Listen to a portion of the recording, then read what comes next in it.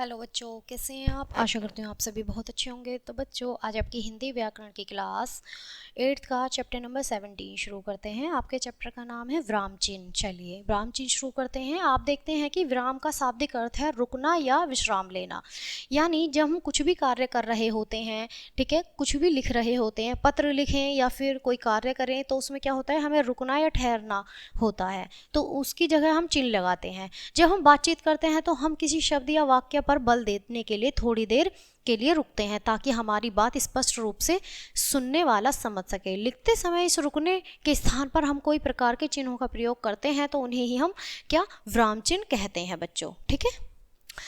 परिभाषा: भाषा के लिखित रूप में विशेष स्थानों पर रुकने या संकेत करने वाले चिन्हों को हम विराम चिन्ह कहते हैं। ठीक है।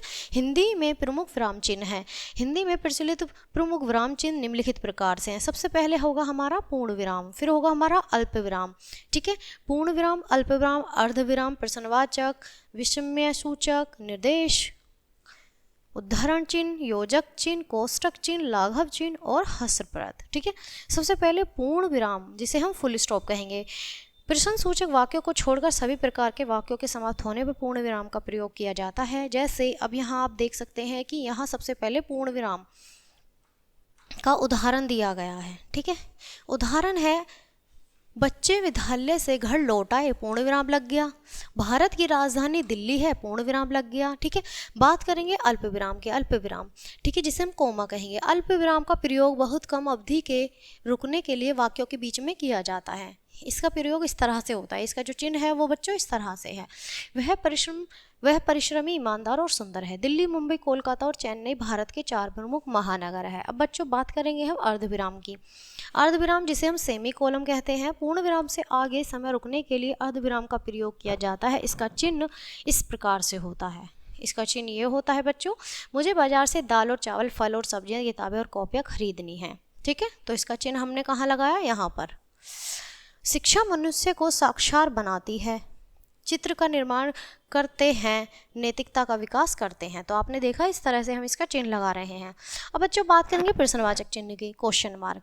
इस चिन्ह का प्रयोग प्रश्न वाक्यों के अंत में किया जाता है। इसका चिन्ह है इस तरह से बच्चों, यहाँ दिया गया है। क्या आप उस शहर जाएंगे जहाँ पे क्या, कब, क्यों आता है, वहाँ प्रश्नवाचक चिन्ह लगा देते हैं। तुम्हारा नाम क्या है? ठीक है। विस्मय सूचक चिन्ह, विस्मय, शोक, घृणा, हर्ष या आश्चर्य आदि का भाव प्रकट करने के लिए या किसी को संबोधित करने के लिए विस्मय सूचक चिन्ह का प्रयोग किया जाता है। जैसे, अरे तुमने काम पूरा कर लिया, क्या यह क्या सच है? बात करेंगे निर्देश चिन्ह की। निर्देश चिन्ह किसी के बोलने हुए वाक्यों को लिखने के पूर्व कहना, बोलना, बताना आदि क्रियाओं के बाद तथा निर्देश देने वाले वाक्यों के बाद निर्देश चिन्ह का प्रयोग किया जाता है। अब आप देखेंगे, जैसे शास्त्री जी ने कहा जय जवान जय किसान, तो यहाँ हमने निर्देश चिन्ह लगा दिया। माँ, निर्देश चिन्ह सत्य का साथ तुम्हें उन्नति की ओर ले जाएगा। अब बच्चों बात करेंगे उद्धरण चिन्ह की। ठीक है। उद्धरण चिन्ह में आप देखेंगे, जिसे हम इन्वर्टेड कोमा कहेंगे, इसे अवतरण चिन्ह भी कहा जाता है। उद्धरण चिन्ह 2 प्रकार के होते हैं, एक गहरा अवतरण चिन्ह, दोहरा अवतरण चिन्ह। एक गहरा अवतरण चिन्ह कौन सा होता है? जिसमें एक ऐसे लगता है। ठीक है। दोहरा, जिसमें 2 लगते हैं। इस चिन्ह का प्रयोग कवि या लेखक के उपनाम में, पुस्तकों, समाचारों, पत्रों, पत्रिकाओं के नाम में और सुक्तियों में किया जाता है। आप देखेंगे सबसे पहला, वेद व्यास ने महाभारत की रचना की, भगवान के घर देर है अंधेर नहीं। इस तरह से ये इक्केरा चिन्ह लगा हुआ है। ठीक है। अब आप देखेंगे यहाँ पे स्मृण्य बिंदु, विराम चिन्ह के बिना भाषा अस्पष्ट या अर्थहीन हो जाती है। दोहरा अवतरण चिन्ह, इस चिन्ह का प्रयोग किसी के कहे हुए कथनों को ज्यों का त्यों रखने के लिए किया जाता है। जैसे गांधी जी ने कहा सत्य ही ईश्वर है, सुभाष चंद्र बोस ने कहा तुम मुझे खून दो मैं तुम्हें आज़ादी दूंगा। योजक चिन्ह है, इसका प्रयोग 2 शब्दों के संबंध प्रकट करने के लिए और युग्म शब्दों के मध्य किया जाता है। जैसे दुख सुख, भूखा प्यासा, स्त्री पुरुष, माता पिता, तन मन, देश विदेश आदि। कोष्टक चिन्ह, कोष्टक का प्रयोग अनेक स्थितियों में किया जाता है, जैसे क्रम सूचक अंकों में। अब आप देखेंगे कोष्टक का किस तरह से लिया गया, प्रश्न संख्या, कैक है, गया गया है, तो इस तरह से हमने इसको कोष्टक लगा दिया है। अर्थ स्पष्ट करने के लिए, जैसे निरंतर, लगातार अध्ययन करो, तो लगातार में लगा दिया। राष्ट्रपति गांधी जी का सभी सम्मान करते हैं, तो गांधी जी के लिए हमने कोष्टक चिन्ह लगा दिया।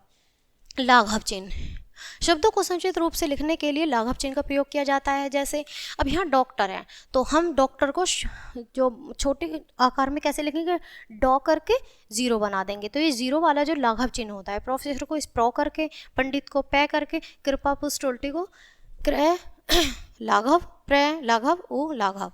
हास्यप्रद चिन्ह कैसे लगाते हैं, लिखते समय जब कोई शब्द या शब्दांश छूट जाता है तो चिन्ह का लाघव चिन्ह का प्रयोग किया जाता है। जैसे महापुरुष, जैसे दूसरों का हित करने वाले, अब यहाँ छूट गया, कहलाते हैं कौन, महापुरुष। ठीक है, यह विशाल का घर है।